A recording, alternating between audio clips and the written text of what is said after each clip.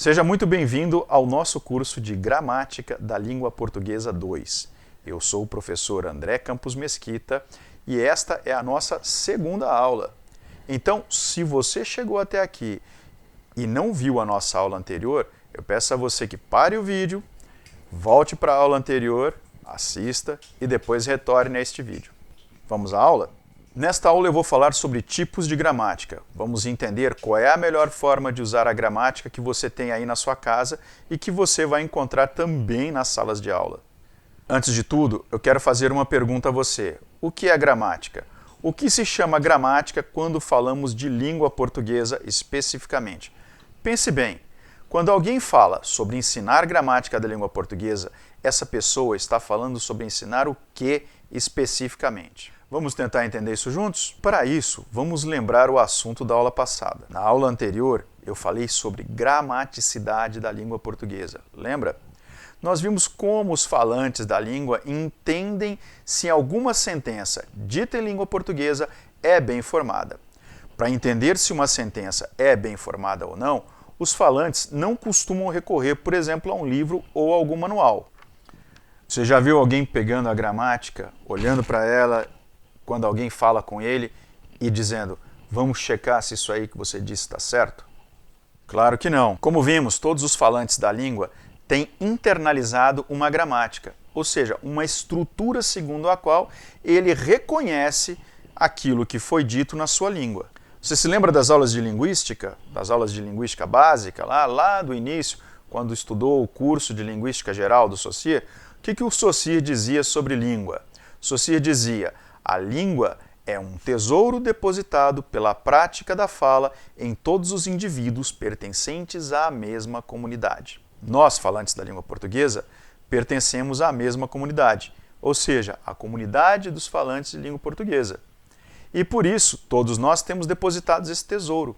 Esse tesouro que é o quê? A nossa língua portuguesa. E o que vem junto com esse tesouro? O que faz parte desse tesouro? Inclui a gramática da língua portuguesa. Mas aí cabe perguntar que tipo de gramática. Quando nós falamos nessa gramática internalizada, nós não estamos falando de uma gramática igual àquelas, né? Igual a essas gramáticas que a gente vê aqui. Mas são o quê? Gramáticas internas que são estruturas da língua, ou seja, é o modo como a língua portuguesa se estrutura e se compõe nas nossas interações sociocomunicativas. Isso nos leva à ideia de que não existe língua sem gramática, pois toda língua tem em si uma estrutura que é reconhecida pelos seus falantes.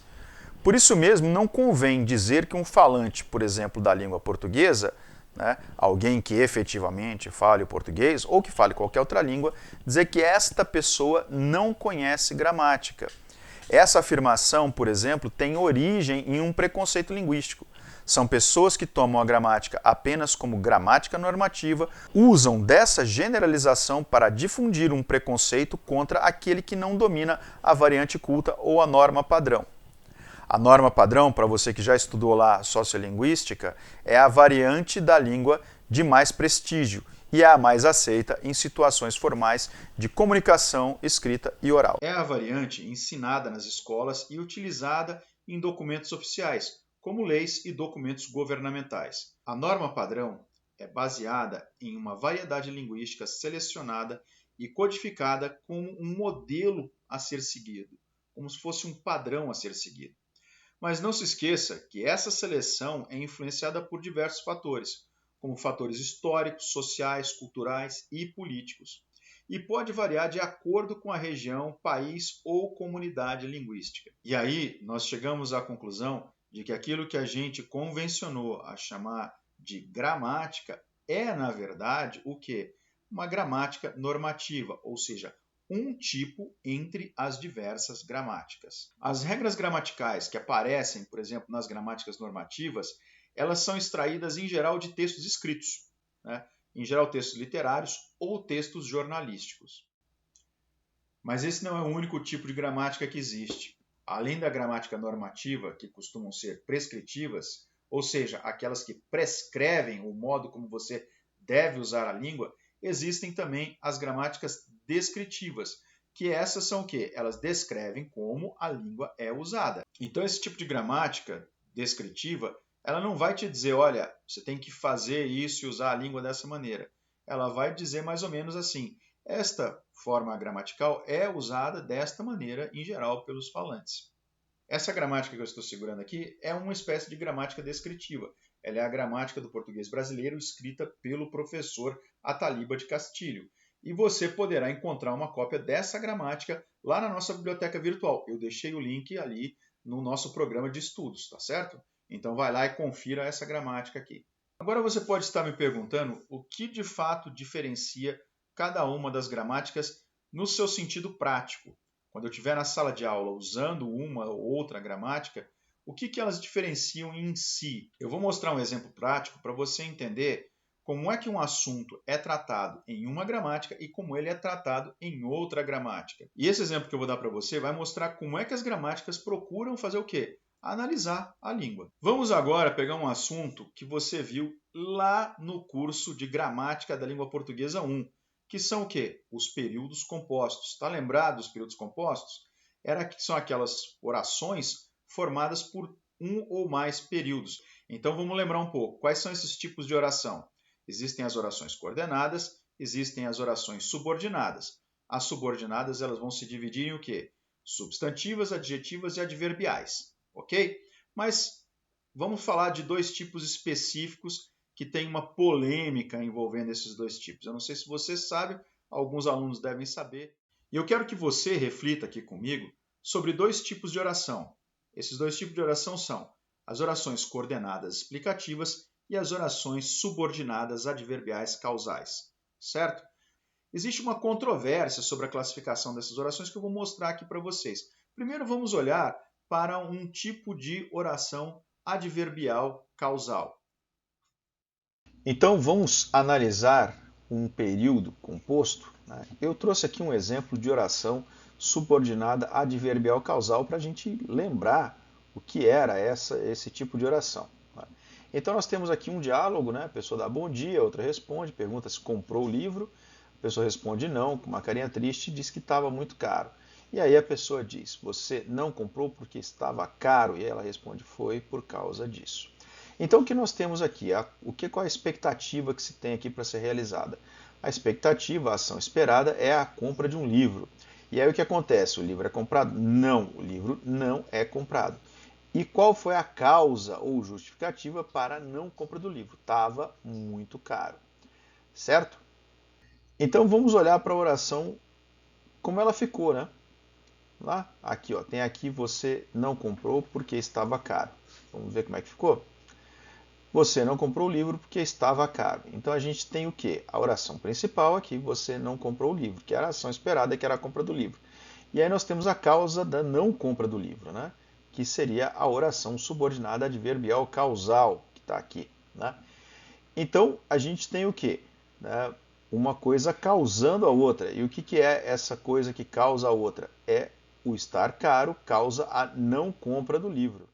Pense na frase, você não comprou o livro porque estava caro.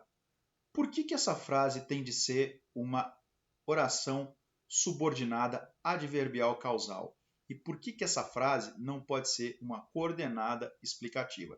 Nós temos ali duas orações, temos ali uma conjunção porque, e esse porquê funciona como uma explicação do porquê a pessoa não comprou o livro. Então, se é uma explicação, por que não pode ser uma coordenada explicativa?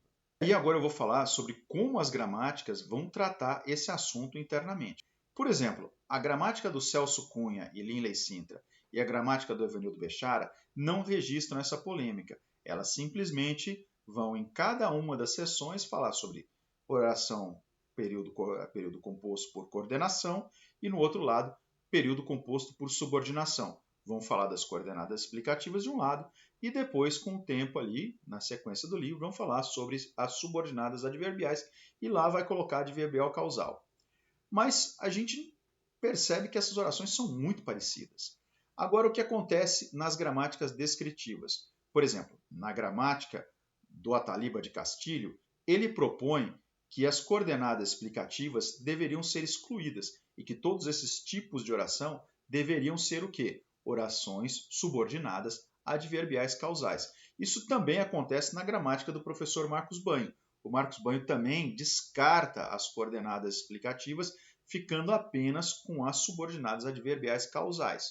Mas existe gente que ainda defende a diferença entre essas duas classificações. Vamos pegar a frase: choveu porque a rua está molhada.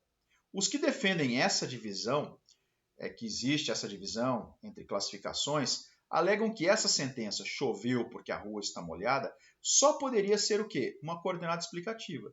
Porque essas pessoas alegam que a rua está molhada nunca poderia ser a causa da chuva. Quer dizer, uma rua molhada não causa chuva. Então, o que acontece?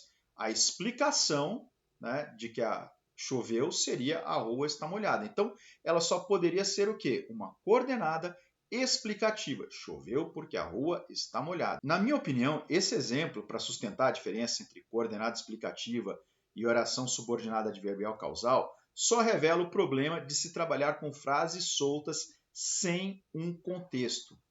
Vamos pensar um pouco sobre esse período que a gente está falando aqui. Choveu porque a rua está molhada.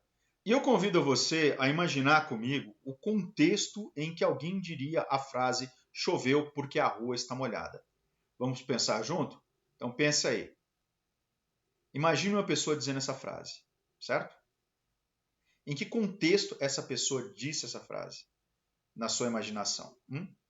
Pense. Bom, eu vou contar o que eu pensei, então. Vamos lá. Se alguém diz para mim, choveu porque a rua está molhada, eu imagino o quê? Essa pessoa do meu lado, olhando uma rua molhada, né, e dizendo, olha aí, ó, choveu porque a rua está molhada. Essa pessoa não sabe se passou um caminhão, pipa, jogando água, se alguém lavou a calçada, se alguém lavou a rua. Ela diz ter uma impressão de que choveu. Então vamos pensar um pouco. Quando a pessoa diz choveu, o que será que ela está querendo dizer? Na verdade, ela está dizendo eu acho que choveu. Porque ela não viu o fato em si, ela não viu a chuva acontecendo, certo? Então ela tem uma impressão de que choveu, ela acha que choveu. Então a frase poderia ser: eu acho que choveu porque a rua está molhada. E o que é que causa nessa pessoa a percepção de que choveu? A rua está molhada. Então por que a gente não poderia classificar essa oração semanticamente como oração subordinada adverbial causal e teríamos que entendê-la como explicativa? Percebe? Então a oração principal choveu, ela é a expressão de uma crença e não de um fato. E de onde nasce, de onde surge esse problema de análise da sentença choveu porque a rua está molhada? Esse problema nasce do fato de que essa frase está sendo analisada solta. Nós estamos tomando como unidade de análise da língua uma frase fora de um contexto total. E a gente sabe o quê? Que na língua não existe frase fora de contexto. Toda frase é dita dentro de um texto e dentro de um contexto, certo? E é por isso que os parâmetros curriculares já definiram o texto como unidade mínima de análise da língua. Agora, eu tenho outra pergunta para você. Quero que você pare agora um pouquinho comigo e pense e reflita de novo. Para que se ensina gramática? Tenta me responder aí. Você que está aí do outro lado do vídeo, tente me dar uma resposta. Bom, a pesquisadora e professora Maria Helena Moura Neves, ela fez essa pergunta a um grupo de professores. 50% dos professores disseram que era para melhorar o desempenho da expressão do aluno, melhorar a comunicação e a compreensão de textos dos alunos. 30% disseram que é para ter uma maior correção e um maior conhecimento das normas, conhecimento do padrão culto, e 20% disseram que é uma finalidade teórica, para a gente conhecer as estruturas da língua, para ter um melhor conhecimento da língua, para ter um conhecimento sistemático da língua. E ainda teve 1% que disse o seguinte: bom, eu ensino gramática para cumprir o programa. E um outro professor que dá uma resposta diferente para essa mesma questão é o professor Luiz Carlos Travaglia, né? Ele vai dizer o seguinte: nós devemos ensinar a gramática para melhorar a qualidade de vida dos nossos alunos. Esse texto do Luiz Carlos Travaglia, que ele fala isso, se chama Ensino de Gramática e Qualidade de Vida, e eu deixei isso lá no plano de estudos desse curso. Além disso, eu recomendo que você vá ao site do professor Luiz Carlos Travaglia. Eu deixei lá um link para você, o site é ótimo, tem um monte de texto que a gente pode usar em trabalhos acadêmicos, em discussões aqui. Então visita lá o site e não se esqueça de ler o texto que eu indiquei para você. E aí eu vou falar um pouco sobre esse texto, né? Eu vou falar o que o Travaglia fala para a gente, né? Bom, então vamos lá. Ele respondeu que nós devemos ensinar gramática para melhorar a qualidade de vida dos nossos alunos. E aí, concorda? Então deve ter alguém aqui, né, assistindo esse vídeo que vai ter feito a pergunta: mas o que é que gramática tem a ver com qualidade de vida? Então, colega, você já parte do pressuposto de que gramática de uma língua e o seu ensino nada tem a ver com qualidade de vida. Mas será que não tem? Vamos pensar um pouco sobre isso? Bom, a gente tem que lembrar que a linguagem dá forma ao nosso mundo e à nossa vida sociocultural, e ao mesmo tempo reflete como e por que as pessoas de uma sociedade e cultura se relacionam e veem o mundo. Então, olha só, o ensino só pode ter como fim principal e fundamental o desenvolvimento da competência comunicativa que o falante já adquiriu, entendendo-se este desenvolvimento como uma forma de você possibilitar ao estudante, ao falante, que ele consiga ter um maior número de recursos para utilizar a língua de uma forma mais adequada a cada uma das situações de interação comunicativa. Então eu convido você a pensar comigo uma maneira de ensinar gramática para o quê? Para melhorar a qualidade de vida dos nossos estudantes. Então, como o Travaglia disse, o que melhora a qualidade de vida do nosso estudante? Quando a gente, né, na escola, propicia e dá subsídios para que ele consiga pensar a sua língua de maneira autônoma, ou seja, que a gente dê subsídios para que ele construa orações, para que ele construa frases, para que ele construa textos, para que ele use a língua no seu cotidiano da maneira mais adequada. Então vamos pegar o exemplo que a gente deu aqui nessa aula, que são o quê? Os períodos compostos. Será que é tão importante que nossos alunos saibam classificar os períodos compostos? Será que é tão importante que eles saibam colar etiquetas adequadas em cada uma das frases? Esta é uma coordenada explicativa, essa é uma subordinada adverbial causal, sendo que essas classificações são polêmicas até para os linguistas e gramáticos. Então não seria melhor que a gente pegasse esses períodos compostos? Então não seria melhor que a gente pegasse esses períodos compostos, em vez de ensinar a classificar, começasse a perguntar para os estudantes: você acha que essa frase aqui, isso que está sendo dito aqui, combina com o que está sendo dito na sequência? E que relação é estabelecida entre essas duas frases? Essa frase explica a outra? Essa frase determina a causa da outra? Essa frase é uma conclusão da outra? Essa frase é, por exemplo, contrária à frase anterior? Ela é uma adversativa da frase anterior?